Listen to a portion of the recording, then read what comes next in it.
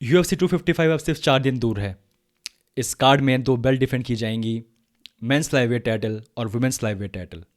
आज बात करते हैं वुमेंस फ्लाईवेट टाइटल की, शचेंको वर्सेस माया, जो कि को मेन इवेंट है इस कार्ड का। Champion Shevchenko, height 5.5, 19 win 3 losses, versus challenger Jennifer Maya, rank number 3, height 5'4", 18 win 6 losses.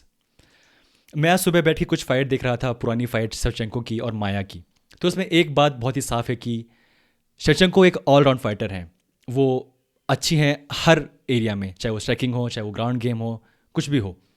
और जो माया है, मेरे हिसाब से वो ज़्यादा शायद वो स्ट्राइकर हैं, और उसमें भी शायद बॉक्स से ज़्यादा है बजाय किक बॉक्सिंग के। मेरे हिसाब से ये जो पूरी फाइट है, जो एक बात मैंने और देखी वो ये थी कि शेवचेंको मोस्टली कभी आगे जाती नहीं है। वो वेट करती हैं कि उनका जो भी फाइटर उनके सामने खेल रहा है वो उनके पास आए, उनके नज़दीक आए। और यहाँ पे शायद एक कैच है, माया मेरे हिसाब से काउंटर पंचर है। वो खुद भी शायद इतना आगे नहीं जाती, वो बेसिकली काउंटर पंच करती हैं। अब यहाँ पे क्वेश्चन ये है कि ये फाइट कैसी हो सकती है। शेवचेंको का जो पूरा गेम है, मेरे हिसाब से किक्स उसका एक बहुत बड़ा पार्ट है। आज जो उनकी फाइट देखी, कुछ पुरानी फाइट देखी, उसमें भी वो किक्स का बहुत ज़्यादा यूज़ कर रही थी। ओवरऑल देखें अगर शेवचेंको के बारे में, तो बहुत ही अच्छी वो किक करती हैं, चाहे वो स्पिनिंग बैक किक हो, चाहे वो फ्रंट किक हो। जो उनका फ्रंट किक जो केओ था वर्सेस जेसिका आए, वो बहुत ही बेहतरीन था। एक किक से वो उनके पास इतनी पावर है कि वो किसी भी किक से किसी भी फाइटर को वो आराम से केओ कर सकती हैं। और इक्वली वो उतनी ही अच्छी हैं ग्राउंड गेम में भी। पर मेरे हिसाब से शेवचेंको नहीं चाहेंगे ये गेम ग्राउंड पे जाए, बट अगर जाता भी है तो आई थिंक उन्हें कुछ इशू नहीं होगा। माया उसके दूसरी तरफ थोड़ी सी शायद वो बॉक्सर हैं बजाय कि वो ग्रैपलर हैं। हालांकि उनके पास ब्लैक बेल्ट है बीजेजे में, बट आई थिंक वो मोस्टली आई थिंक वो चाहती हैं कि फाइट स्टैंड अप रहें और बॉक्सिंग करें। जो मैंने उनकी आज फाइट देखी उसमें एक बात बिल्कुल साफ थी कि मोस्टली वो अपनी बॉक्सिंग यूज़ करती हैं। हालांकि लास्ट उनकी फाइट थी वो जो जीती थी वो बाय सबमिशन थी, बट मेरे अकॉर्डिंग वो मेरे हिसाब से जिससे वो जीती वो प्लेयर इतनी ज़्यादा अच्छी नहीं है ग्राउंड पे भी, और इसलिए वो आराम से जीत गई। यहाँ पे क्वेश्चन ये है कि इस फाइट को कैसे जीत सकती है माया। माया क्योंकि काउंटर पंचर हैं तो वो चाहेंगी कि वो आराम से उनके सामने उनके पास आए शेवचेंको, बट शेवचेंको कभी उनके पास नहीं जाएंगी। जब भी खेलती हैं शेवचेंको, वो उनके आसपास एक अपना एक दीवार सी होती है जो कि बनाती है वो अपनी किक से। वो किक से बहुत दूर रखती हैं अपने अपोनेंट्स को, और जब लगता है कि बहुत पास आ गई है अपोनेंट, तब जाके वो अपनी यूज़ करती हैं अपनी बॉक्सिंग, क्लिंच और अदर थिंग्स। मेरे हिसाब से यहाँ पे मेन इशू ये है कि शेवचेंको बहुत ही पेशेंस दिखाएंगे अपना। वो राउंड 1 राउंड 2 में मेरे हिसाब से वो ज़्यादा रिस्क नहीं लेंगी। बट अगर कोई ओपनिंग मिलती है, अगर बहुत पास आ गई हैं माया, तो डेफिनेटली वो चाहेंगी उनको वो कुछ डैमेज करें। माया के पास सिर्फ एक चांस है डैमेज करने का।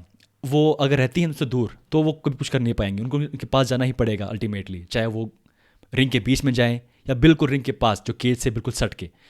अगर दोनों खेलते हैं बिल्कुल रिंग के बीच में, तो मेरे हिसाब से शेवचेंको के पास एडवांटेज है। वो कभी भी पास नहीं आने देंगी, ज़्यादा पास नहीं आने देंगी माया को, और डैमेज करती रहेंगी अपने किक्स के थ्रू। माया के पास किक्स हैं लेकिन वो शायद ज़्यादा यूज़ नहीं करती है। जो आज मैंने देखा उनकी फ़ाइट के बारे में, तो मेरे हिसाब से वो ज़्यादा बॉक्सिंग यूज़ करना पसंद करती हैं बजाय किक्स के। तो अगर ये फाइट जाती है बिल्कुल केज के पास, जहाँ पे थोड़ी सी शायद एडवांटेज होगी माया के पास, क्योंकि क्लिंच में वो शायद डैमेज कर सकती हैं, वहाँ पे खतरा है शेवचेंको को। बट अगर ये फाइट रहती है रिंग के बीच में, तो मेरे अकॉर्डिंग शायद शेवचेंको डैमेज से बचती रहेंगी और अपनी किक्स के ज़रिए डैमेज करती रहेंगी। जो मैंने एक और बात देखी आज की वीडियोस में अबाउट शेवचेंको, वो ये थी कि शेवचेंको बहुत पेशेंस के साथ खेलती हैं, बहुत पेशेंस के साथ खेलती हैं, और वो एक ओपनिंग ढूंढती हैं। अब वो ओपनिंग उन्हें मिलती है शायद राउंड 1 राउंड 2 में, तो ठीक है, बट मेरे हिसाब से अगर ऐसा नहीं है तो ये फाइट बहुत लंबी जाएगी, और मेरे अकॉर्डिंग शायद ये फाइट लंबी जानी चाहिए, क्योंकि शेवचेंको ज़्यादा आई थिंक रिस्क नहीं लेंगी उनसे भिड़ने का बिल्कुल ग्राउंड के बीच में ज़्यादा। और आई थिंक जब फाइट जाएगी राउंड 3 राउंड 4 में, तब शायद किसी एक क्लिंच में या जब वो पास आ रही होंगी, तब शायद वो अपना केओ किक या कुछ और कर सकती हैं। मेरे हिसाब से ये फाइट रहनी चाहिए पूरे पूरे टाइम अपने स्टैंड अप के ऊपर, यानी कि कोई भी शायद मेरे हिसाब से खासकर माया भी नहीं चाहेंगे ये फाइट ग्राउंड पे जाएं। हालांकि वो उनके पास बहुत अच्छा ग्राउंड गेम भी है, उनके पास एक विन भी है रिसेंटली जो जीती थी वो। यहाँ पे अगर इस फाइट के बाद देखें तो क्या ऑप्शंस हैं। अगर मान लीजिए फाइट जीत जाती है शेवचेंको, तो डेफिनेटली उनके पास अब बहुत कम ऑप्शन बचे हैं अपनी वेट डिवीजन में। और जैसे कि मैंने पहले बताया था कि मेरे अकॉर्डिंग वो वुमेंस की ऑल टाइम गोट लिस्ट में नंबर 2 हैं, 1 पे हैं अमांडा न्यूनेस और 2 पे वो हैं।